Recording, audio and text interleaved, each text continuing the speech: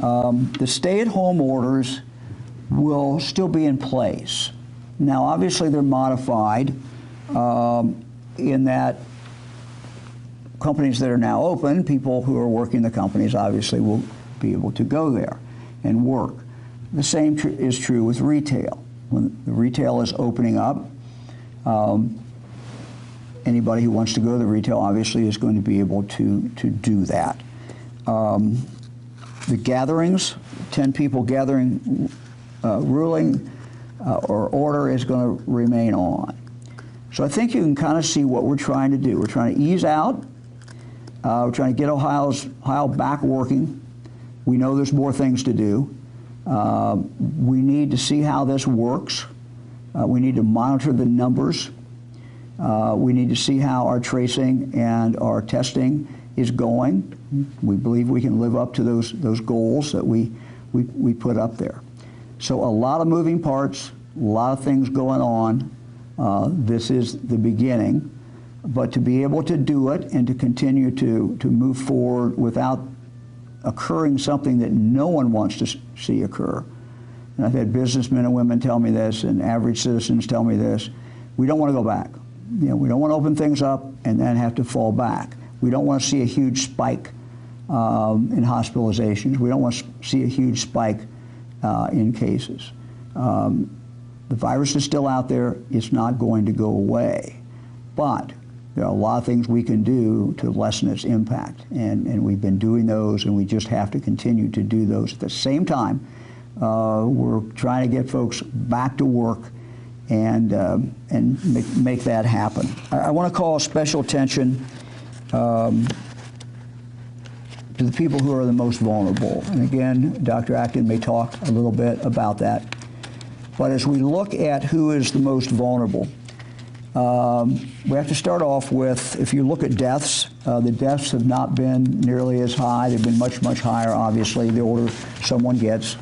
And they go up when someone has a medical problem.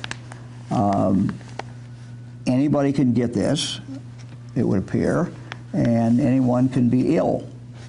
And if you look at national numbers, you'll see that even younger people can die as a result of it.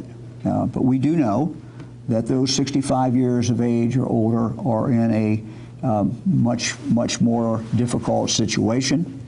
We know that anybody with chronic lung disease, moderate to severe asthma, severe obesity, diabetes, chronic kidney disease, undergoing dialysis, liver disease, and on. So those individuals, again, we just would remind you to be exceedingly careful. You are at much greater risk if you get it, as far as what can happen.